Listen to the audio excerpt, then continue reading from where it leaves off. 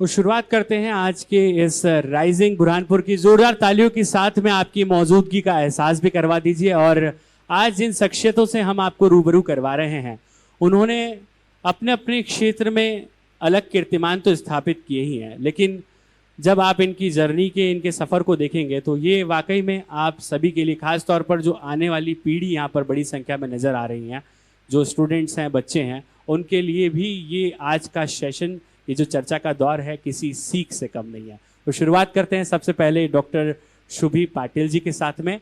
Gynaecologist हैं और IVF specialist हैं। डॉक्टर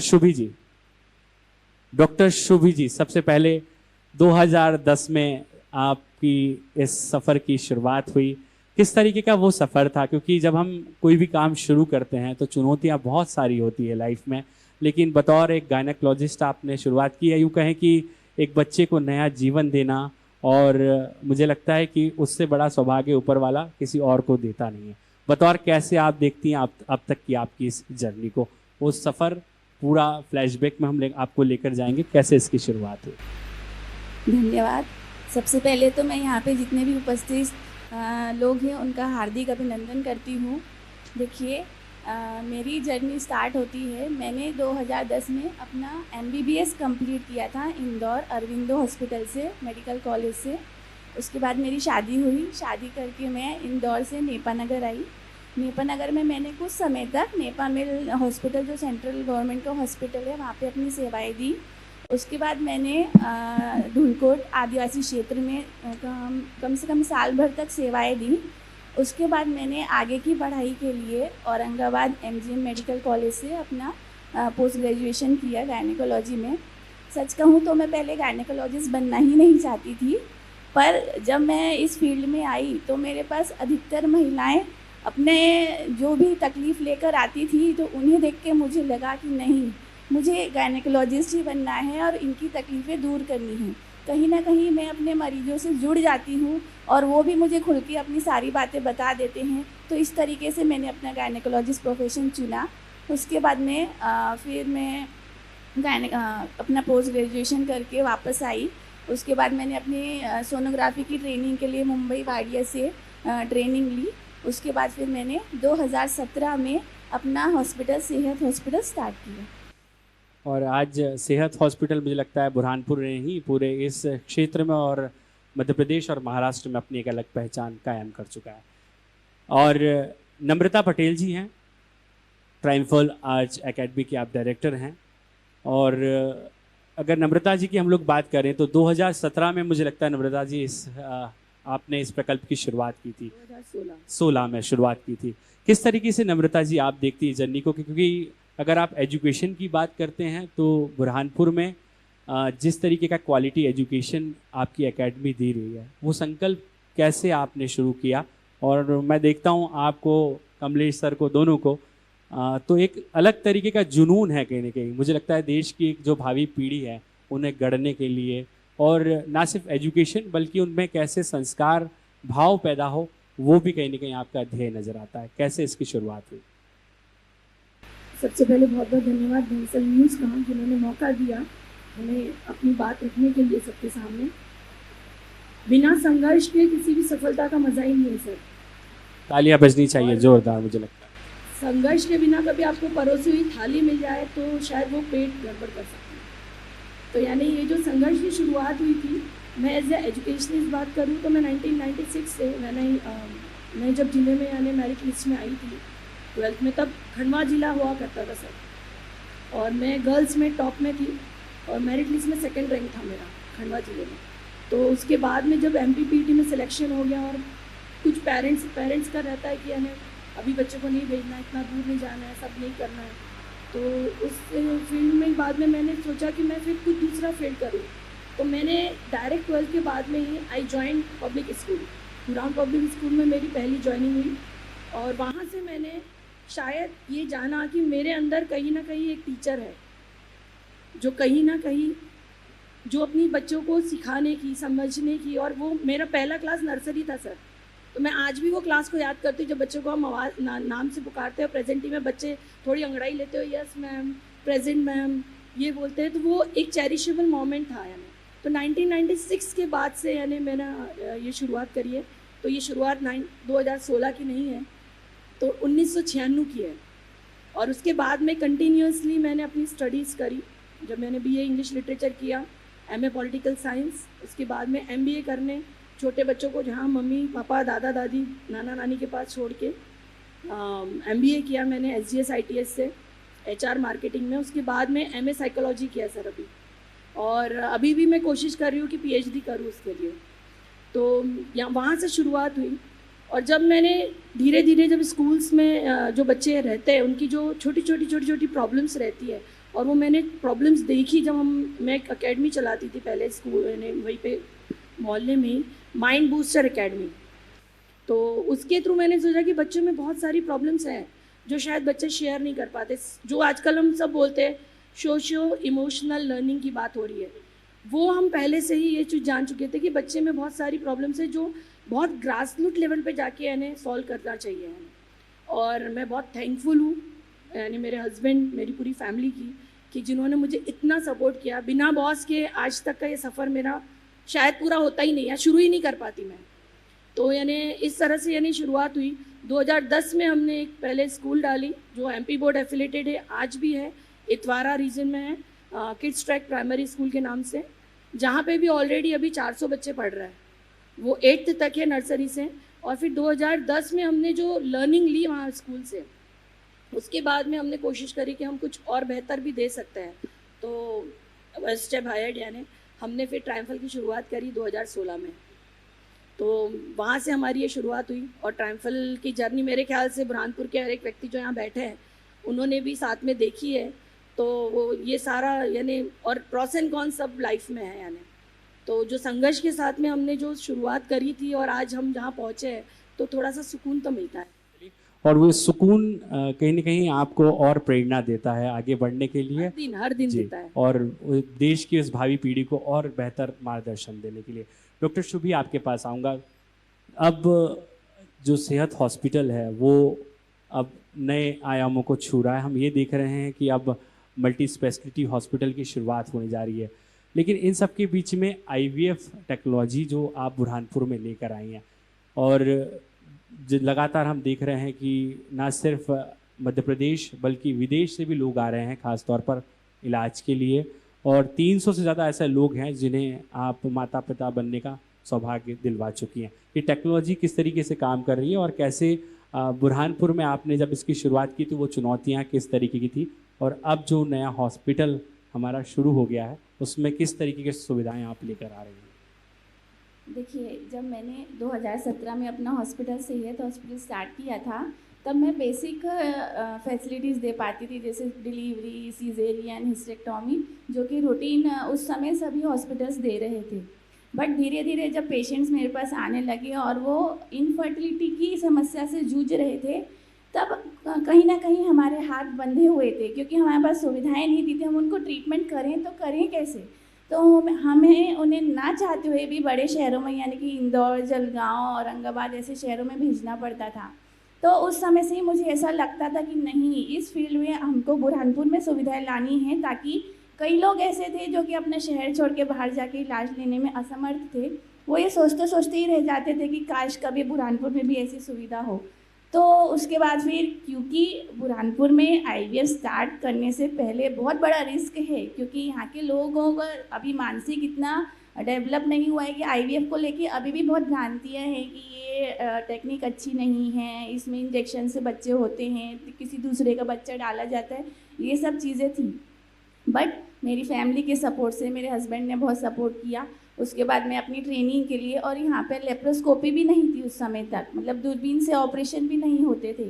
तो फिर मैंने जब कोविड का टाइम आया, उस समय क्योंकि हॉस्पिटल्स ज़्यादा चल नहीं रहे थे, तो उस समय को मैंने यूटिलाइज़ किया और मैं ये ट्रेनिंग के लिए वापस से बाहर गई। फिर मैंने आईवीएफ का और लेप्रोस्कोपी का ट्रेनिंग करके वापस आई और अपने बुरहानपुर में ये सुविधा स्टार्ट करी। धीरे धीरे लोगों में जागरूकता बढ़ी, और अब क्योंकि हमारा जो बुरहानपुर है वहाँ पे हम लोग ऐसे लोगों को ये सुविधा देना चाहते हैं जो कि अफोर्ड नहीं कर सकते बड़े शहरों में जाके।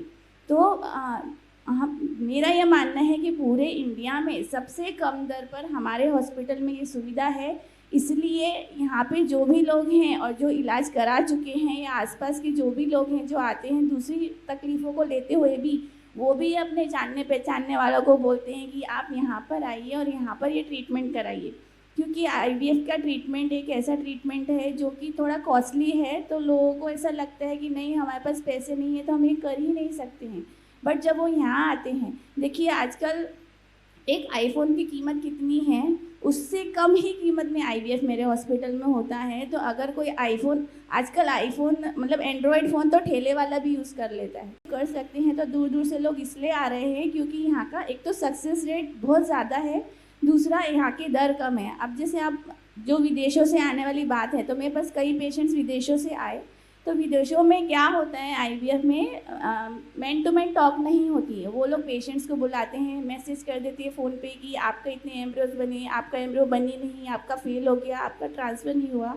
एक पेशेंट तो मेरे पास ऐसी आई थी, उसने 4 बार अपना पिकअप कराया और 4 बार सिर्फ फ़ोन पे मैसेज कर दिया गया कि आपके एम्ब्रियोज ही नहीं बने हैं। उसके कम से कम 10 से 12 लाख उसमें खर्च हो गए, बट उसे कोई सफलता मिली नहीं, उसका एक बार भी ट्रांसफ़र नहीं हुआ। तो वो भी मेरे पास आई और यहाँ से पहली साइकिल में सक्सेस होके गई। इस तरीके से धीरे धीरे माउथ टू माउथ पब्लिसिटी से ज़्यादा पेशेंट्स मेरे पास आने लगे। और आपको ये बात जानकर और खुशी होगी कि 9 अप्रैल को सेहत हॉस्पिटल की शुरुआत हुई थी 2017 में, और हर महीने की 9 तारीख को ओपीडी का किसी भी तरीके का शुल्क महिलाओं से नहीं लिया जाता। ये बहुत बड़ा एक कहीं ना कहीं मुझे लगता है संकल्प इनका है। तालियां बजनी चाहिए जोरदार। नम्रता जी आपके पास आऊँगा। ट्राइम्फल और एलन का जो कोलैबोरेशन हुआ है, किस तरीके से आप, मुझे लगता है कि 6th और 7th क्लास से ही बच्चों को आप कॉम्पिटिटिव एग्ज़ाम की तैयारियां करवा रहे हैं, किस तरीके से एक ये नए प्रोग्राम की आपके यहाँ शुरुआत हुई है, और ना सिर्फ मध्य प्रदेश, महाराष्ट्र के बच्चे भी कहीं ना कहीं यहाँ पर इस नए प्रोग्राम का लाभ ले रहे हैं, किस तरीके का कोलैबोरेशन रहा है? इस कोलैबोरेशन को हम यानी कभी बहुत यहाँ पे सब लोग जानते होंगे, एसआईपी सबने सुना होगा, आपने भी सुना होगा सर। एसआईपी हमने जो है वो शेयर मार्केट में वैसे सुना है। बिल्कुल सही बोल रहे हैं आप। शेयर मार्केट में एसआईपी मतलब सिस्टमेटिक इन्वेस्टमेंट प्लान होता है। तो बेसिकली हमारा एसआईपी भी एक तरह से ये इन्वेस्टमेंट प्लान ही है जो यानी हमने एलएन के थ्रू किया है बच्चों के फ्यूचर्स के लिए। तो बच्चों के फ्यूचर बनाने के लिए, बच्चों को एक मजबूत नींव देने के लिए, बच्चों को जल्दी अर्ली शुरुआत करने के लिए हम लोगों ने एसआईपी किया। एसआईपी का एजुकेशन जो रोल है वो है स्कूल इंटीग्रेटेड प्रोग्राम, जिसके थ्रू जो है स्कूल में स्कूल के साथ साथ कॉम्पिटिटिव एग्ज़ाम्स की भी सिलेबस ब्लेंड किया जाता है। देखिए स्कूल सिस्टम जो वर्क करता है वो बोर्ड एग्ज़ाम्स के लिए बच्चों को प्रिपेयर करता है, लेकिन जो कॉम्पिटिटिव एग्ज़ाम्स वाली जो इंस्टीट्यूट्स रहती है वो बच्चे को कॉम्पिटिटिव स्पिरिट देती है, कॉम्पिटिटिव एज देती है, जिस एज की कमी थोड़ा सा शायद स्कूल सिस्टम में लैक होता है। और यहाँ पे एसआईपी के थ्रू जो है हम लोगों ने एलएन के साथ कोलैबोरेशन करके एलएन का वो कॉम्पिटिटिव एज हमारे स्कूल की करिकुलेशन में डाला है। तो वो जो करिकुलम रहता है स्कूल का with in school hours, same school की स्टडीज़ के साथ में जो यानी कॉम्पिटिटिव की तैयारी रहती है, क्योंकि अभी आप जानते होंगे कि अभी एप्टीट्यूड टेस्ट हर कंपटीशन में ज़रूरी है। आईआईटी करना है बच्चे को, नीट करना है ज़रूरी नहीं है, लेकिन कॉम्पिटिटिव एग्ज़ाम तो कहीं ना कहीं बच्चे को फेस करना है किसी भी तरह से, कहीं पे भी फील्ड में जाना है। तो आज हमें 12वीं के बाद में मुझे कभी एक अच्छी यूनिवर्सिटी चाहिए तो मुझे CUET देना है, तो यानी उस चीज़ के लिए भी एप्टीट्यूड टेस्ट आपके लिए बहुत ज़रूरी है। तो वो एप्टीट्यूड टेस्ट की तैयारी स्टार्टिंग से ही 6th ऑनवर्ड्स करवाते हैं। और शायद मेरे जो हम बात करते हैं वर्ड ऑफ माउथ, तो मेरे बाजू में जो मैम बैठे हैं उनकी बच्ची भी उसी प्रोग्राम के तहत हमारे यहाँ रजिस्टर्ड है। तो आई थिंक सो कि यानी कभी एक फॉलोअप कभी मैम से ले ले कि हाउ शी इज़ डूइंग, तो इट विल बी बेनिफिशियल। यानी अच्छी बात है कि मैं मैम के साथ में हूँ। मैंने तो अपनी बच्ची को ट्रायम्फल के अलावा कहीं और डालने का सपने में भी नहीं सोचा है। ये भी एक अलग तरीके का सहयोग है। चलिए कुछ और सवालों के साथ कंक्लूड करेंगे। आप जिस पेशे में हैं डॉक्टर शुभी, आप जिस तरीके से लगातार, मुझे लगता है 24 घंटे आपको अलर्ट रहना पड़ता है, और आप एजुकेशन से हैं जहां पर आपके ऊपर बड़े संख्या में जो बच्चे हैं उनके भविष्य की जिम्मेदारी है। कैसे प्रोफेशनल और पर्सनल लाइफ को आप मैनेज कर पाती हैं, खासतौर पर इस चुनौती भरे पेशे के बीच में? डॉक्टर शुभी जी। देखिए, प्रोफेशन और फैमिली आपस में इंटर रिलेटेड है। अगर आप किसी प्रोफेशन में सक्सेसफुल हैं तो इसके पीछे आपकी फैमिली का सबसे बड़ा हाथ होता है। जैसे एक पुरुष के पीछे एक महिला का हाथ होता है, वैसे महिला के पीछे पूरे परिवार का हाथ होता है। देखिए, मेरा जॉब ऐसा है कि मुझे 24 घंटे अवेलेबल रहना पड़ता है इमरजेंसी के लिए। इस बात को मेरे घर वाले बेहद समझते हैं और मुझे कभी नहीं, जैसे कभी घर में गेस्ट भी आ जाते हैं तो मैं गेस्ट को टाइम नहीं दे पाती हूँ, पर मेरी मदर इन लॉ ने कभी ऐसा नहीं बोला कि तुम हॉस्पिटल ही देखते हो, घर को नहीं देखती हो, क्योंकि उन्हें पता है जब मेरी ज़रूरत घर को रहती है तब मैं घर पे रहती हूँ। मेरे बच्चे दिन भर वेट करते हैं मेरा, जैसे ही मैं शाम में घर जाती हूँ तो उन्हें देख के मेरी पूरी थकान उतर जाती है और मेरा सारा जो कंसंट्रेशन है बच्चों पे, मतलब मैं बच्चों को क्वांटिटी टाइम से ज़्यादा क्वालिटी टाइम देना पसंद करती हूँ। मेरा पूरा ध्यान उन पे रहता है। मेरे बच्चे के स्कूल में जैसे इनकी एक्टिविटीज़ बहुत सारी होती है, बच्चे का ओवरऑल डेवलपमेंट होता है, तो उनके लिए पेरेंट्स को भी ध्यान देना पड़ता है, तो वो चीज़ मैं बराबर से करती हूँ। जब मेरे परिवार को मेरी ज़रूरत कहीं शादी में, इवेंट में जाना है, वो मैं बराबर, जहाँ पे ज़रूरी है, हर जगह नहीं। मेरी मदर इन लोगों को भी पता है कि जहाँ ज़रूरी है वहीं पर बोलना है, नहीं तो नहीं। मेरे जो हस्बैंड है उनका तो क्या कहना, उनका तो मैं कुछ बोल ही नहीं सकती, क्योंकि उनका सपोर्ट नहीं होता तो मैं आज कहीं पर भी नहीं होती। प्लस जो मेरी मदर हैं, वो मेरी मदर एमएससी में जूलॉजी में गोल्ड मेडलिस्ट हैं, उस ज़माने में इंग्लिश मीडियम से। तो जब मैं स्कूल से पढ़कर 12th के बाद निकली तो उनका ये था कि मेरी बच्ची को मेरे को पैरों पे अपने खड़ा करना है। जब उन्होंने मेरे एमबीबीएस के एडमिशन के लिए बहुत कोशिश की, सब लोगों ने बोलते थे क्यों इस लड़की को इतना पढ़ा रहे हो, क्यों इस पे पैसे खर्च कर रहे हो, इतना पैसा उसकी शादी में खर्च करोगे तो अच्छी जगह शादी होगी।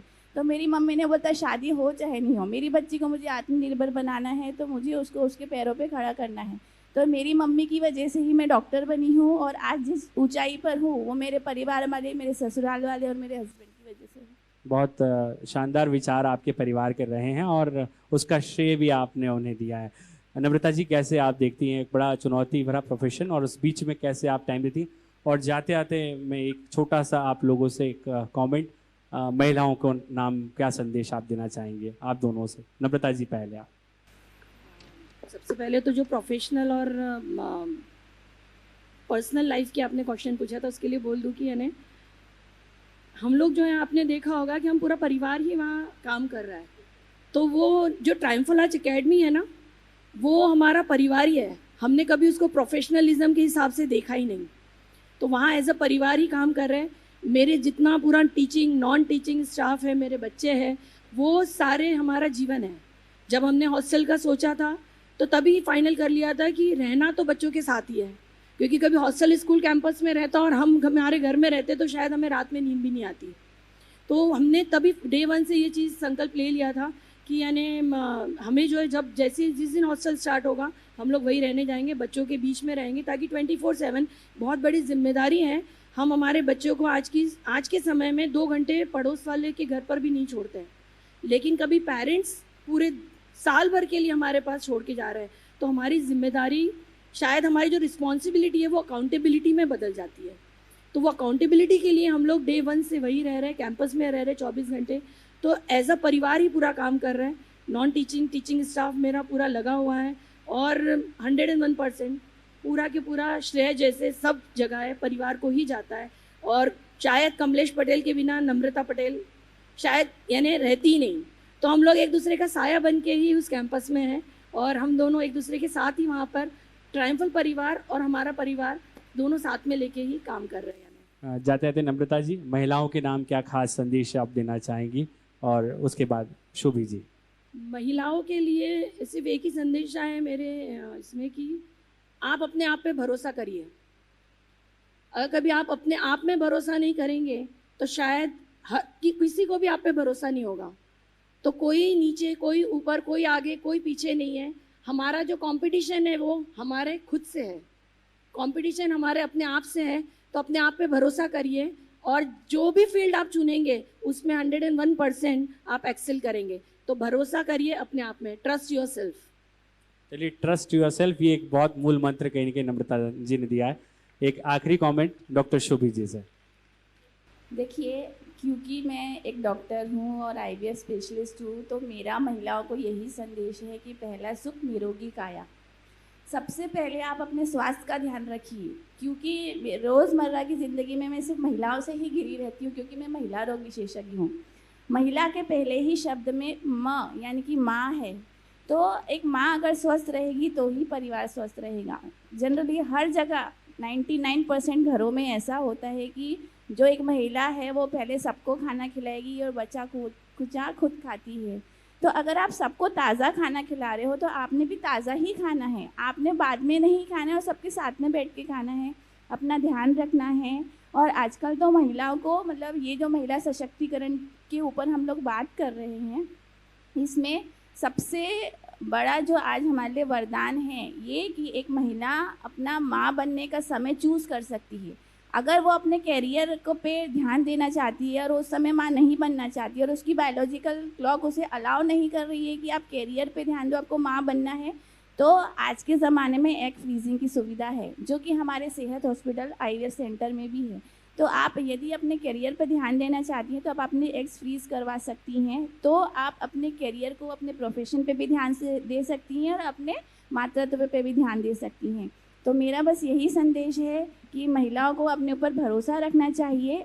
जो कुछ भी वो आज कर रही हैं, भले ही आजकल हाउसवाइफ नहीं बोला जाता है, होम मेकर बोला जाता है, क्योंकि एक परिवार, एक घर को एक महिला ही बना सकती है। तो आपको खुद पे ध्यान रखना है। और ये भी मैं बोलना चाहूँगी कि एक महिला ही महिला की दुश्मन भी होती है।